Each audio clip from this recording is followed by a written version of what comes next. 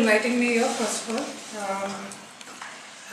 I will essentially take forward and detail out one of the components from what Professor Darshini Mahadevia spoke about yesterday, about the structure of set and how certain kind of pedagogical processes work.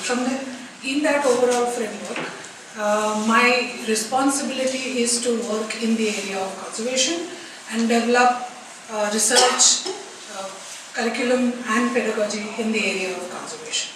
So what I'm going to do today is, I'm sorry, I'll continue to read, otherwise I'll digress and we'll take a lot of time, so part of it I'll just read from here.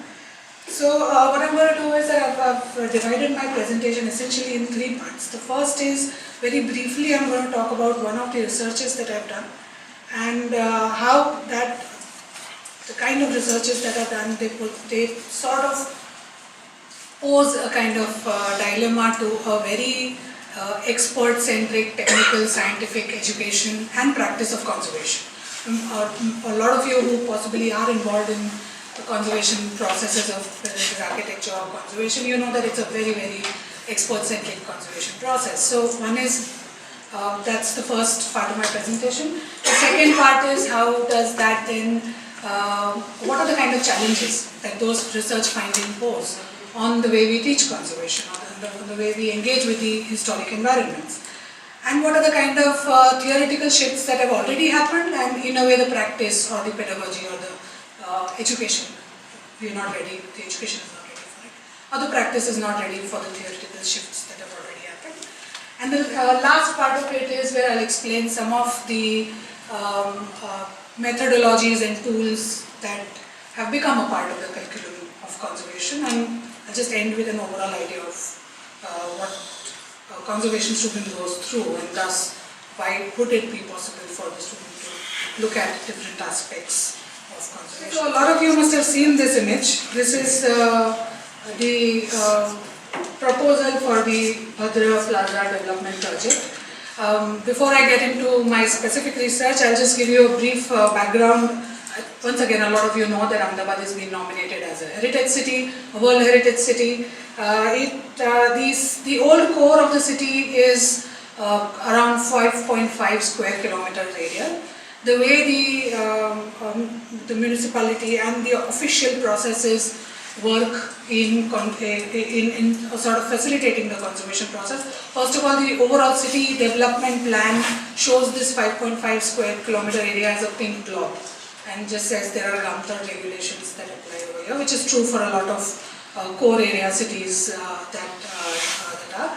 The other tactics that AMC, or the other strategies that AMC is using, which are also pretty common in all over the country. One is that it lists historic monuments, it lists historic domestic architecture, it lists valuable institutions, it makes these kind of lists. And then there are guidelines made for listed buildings. AMC has taken one further initiative, learning I think from Mumbai, is that they are also giving the TDR to the listed buildings now, so that the people who live in these buildings or in these houses sort of have some financial capacity to conserve it. And the third strategy that they do is that they pick up certain areas which are then funded either by JNNRM or any other central government funding, or even in certain cases local government funding, that are as public places and as areas they are done as urban projects. So this is one of those urban projects. My research essentially engages with these official practices that are going on in the city of Ahmedabad and around in Gujarat, and problematize the idea of how we understand heritage. Why are these things going wrong? Why? I mean, that's the image of this of the project. What we see today at the completion of the project is something very different.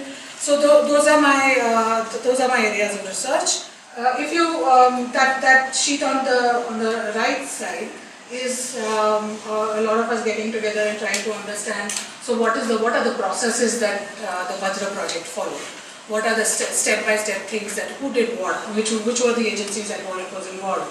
Who filed cases? Who created conflicts? Who sort of disagreed with what was going on?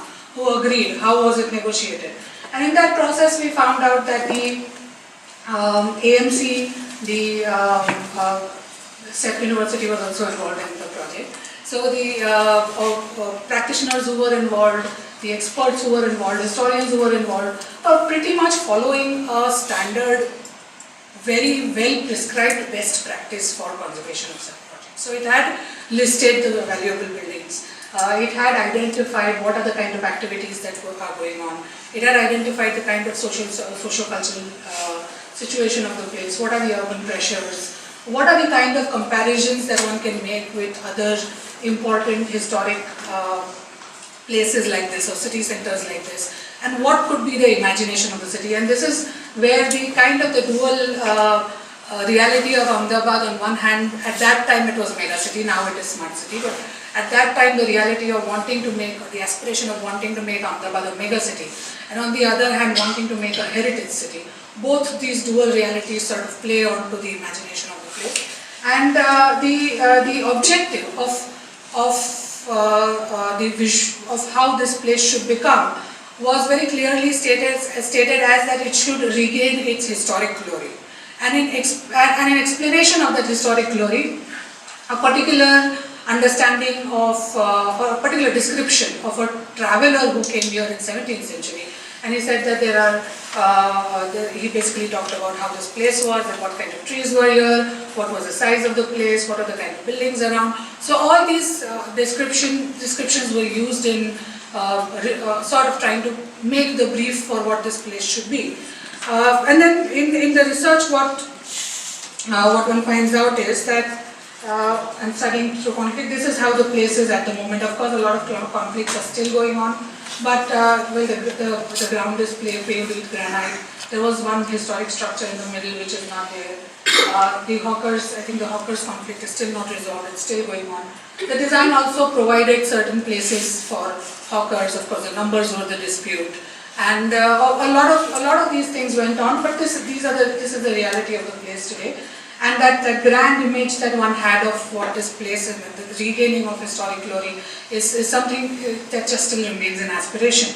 So when I studied this in detail, I realized that what was really, while you sort of tick all the boxes of participation and stakeholder meetings and all of that, I think one of the fundamental sort of misunderstanding is that the understanding of course, not just the informal activities that are going on over here, but the informality of the meanings that are associated with this place.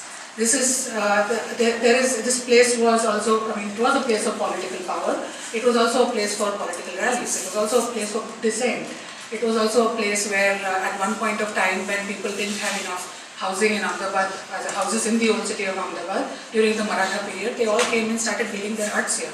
So it is a place where all of this happened. It is a place where certain national movements happened then, anti-national movements happened then, regional identity movements happened. And it is a place with it's also a place where Tajia goes through and Rath Yatra goes through. So it's a place with these multiple identities that are informally linked with each other. It's not written anywhere, it's not analyzed, it's in a way formally unanalyzable. So that is this thing. We also go to projects. This is a project in Kolkata, Scottish Cemetery project, that are actively engaged in livelihood buildings and general, there is a slum around the cemetery that they were conserving.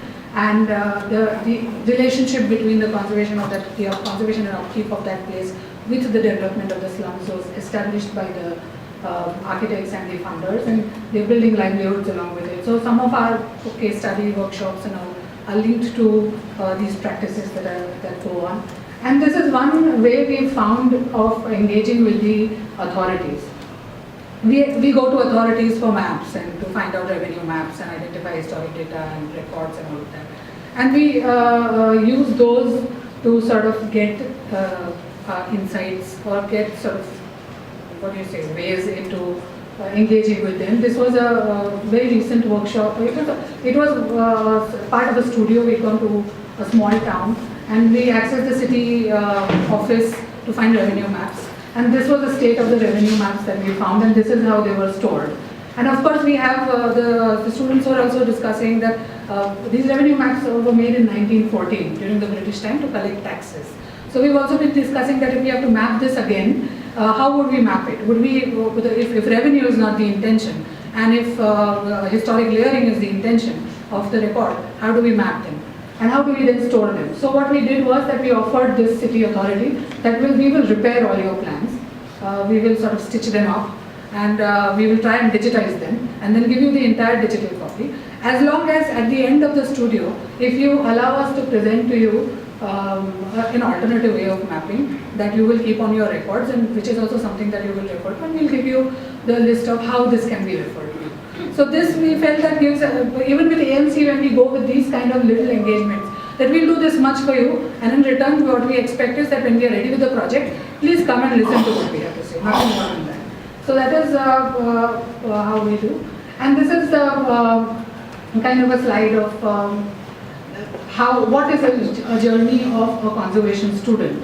So it is embedded in MR program. So as you can see, there is in the first semester the students have a foundation studio, and they have a course on documentation and representation and architectural thinking.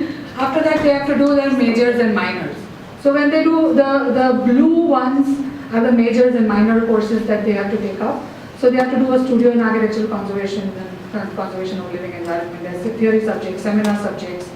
For their minors, they can pick up other courses that are related to urban design, urban systems, historiography, and of course, Darshini, yesterday presented the elective courses that are taken up.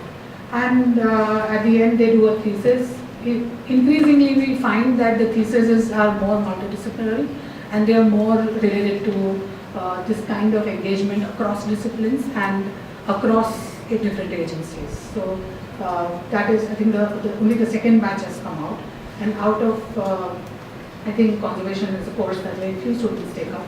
So out of the 8 students, 6 students took up something that was cross-disciplinary and was also engaging with multiple stakeholders.